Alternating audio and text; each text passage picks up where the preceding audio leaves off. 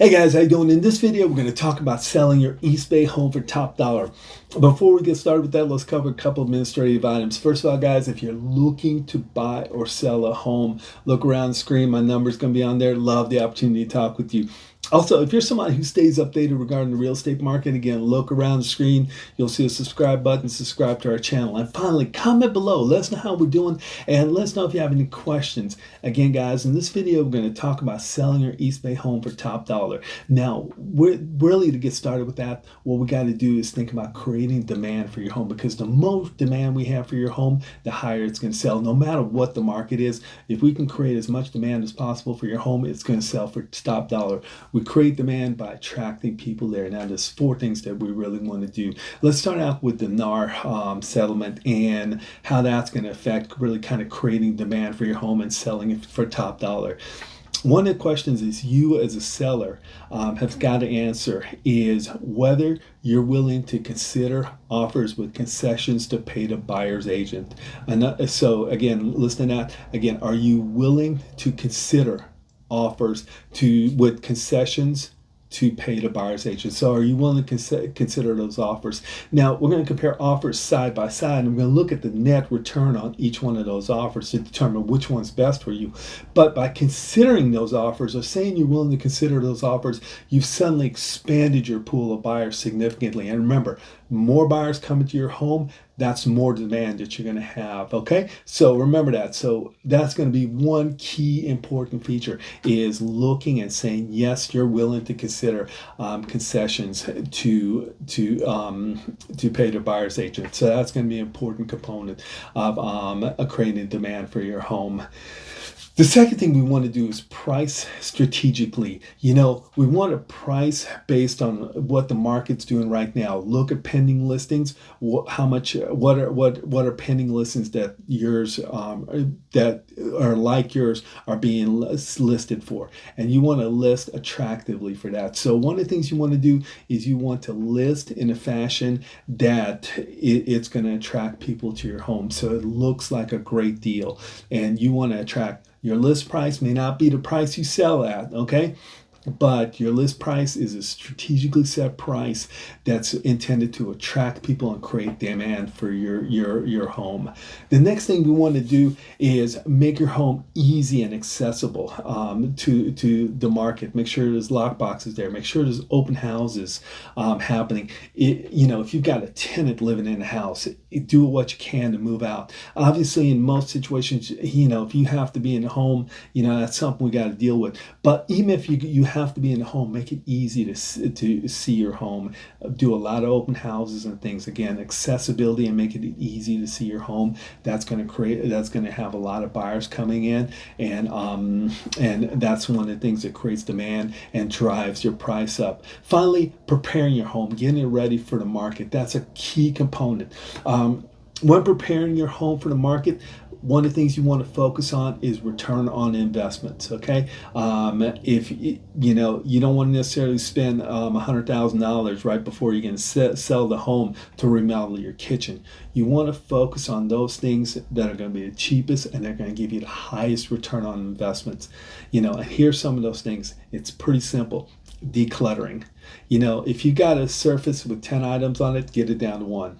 Okay, that's really important. Just creating a clean environment for buyers coming in, clean and simple. The other thing is, speaking about cleaning, is professionally clean the home. Have your windows cleaned. Have the interior professionally cleaned. Have your carpets cleaned. If needed, you can have different types of floors cleaned. You can have grout cleaned and so forth. Your realtor is really going to help you out with that, but that's going to be an important component of it. Gardening. We're not talking, creating this huge outdoor fountain and things like that. We're talking about simply mowing the grass. If you got any brown grass, turning on the sprinklers or putting water on it somehow, cutting back weeds and things, just making the home look appealing and not just a jungle out there. Okay. The next thing is paint, if needed. Paint is going to create the biggest transformation for your house, and it's going to give you a big return on investment. investment. Okay, so if paint's needed, something to consider. One of the things that happens is when you start moving out and moving couches and pulling things off the wall and so forth, you end up with holes, and you may have been burning a candle near a wall and something, so now it's discolored and so forth. So the paint becomes important, and paint is going to change your home more than anything else. So consider paint. Return on investment is massive for paint. One of the things I always tell people is to avoid subtraction. And what I mean by that is avoid those minor little repairs that is visible to somebody, and they can come in and say, oh my gosh, I've got to get that fixed. This is things simple like broken drawers, missing hardware on cabinets and so forth, cracked tiles. These are all simple, inexpensive fixes. But if you're going to depend on a buyer to come in and determine how much it's going to cost to fix that and so forth, and determine that they're going to fix that, they're going to estimate high. Their repairs are going to be much more than what you would consider doing. Where you may consider just replacing a tile, they're going to consider, oh my gosh, I got to put granite countertops in. That's going to be $10,000. So so fix those minor repairs. You want the home to look presentable, move-in ready. Okay. The other thing we want to do, staging. I did some research back a couple years ago, just focused on the city of Concord. Found that staging, the homes that were staged sold for about $129,000 more. Again, I repeat that, $129,000 more for homes that staged. They sold 4 days faster than homes that weren't, and they were actually slightly smaller homes. So it wasn't anything else that was really kind of driving that value. They were smaller homes. They sold for slightly smaller homes and sold for more. So staging is critical. It's not incredibly expensive, but the return on investment is massive. The final thing is inspections. Inspections is an important component when selling a home. A couple reasons for that. First of all, you're not surprised by anything. Secondly, it puts you in a great negotiating position. Thirdly, it enhances your disclosures and covers you, gives you a little more leverage going forward. But here's the thing: when I say it gives you more leverage, enhances your negotiating position, you got to remember, one of the things you can do is say, hey, I have disclosed these things to you. I am not going to repair any of them. Please consider them in your offer. That's going to significantly reduce any type of request for repairs or request for credits and so forth. So that becomes an important component. Finally, there's two other things that I always recommend, and this is not part of the creating demand for the home, but these are two important components when looking to sell your home for top dollar. Number one, make sure your home has plenty of time on the market to become fully exposed to the market. A lot of times you hear people say, oh geez, I sold my house in 3 days. Well, my concern there is that not everyone who would be interested in buying your home saw the home.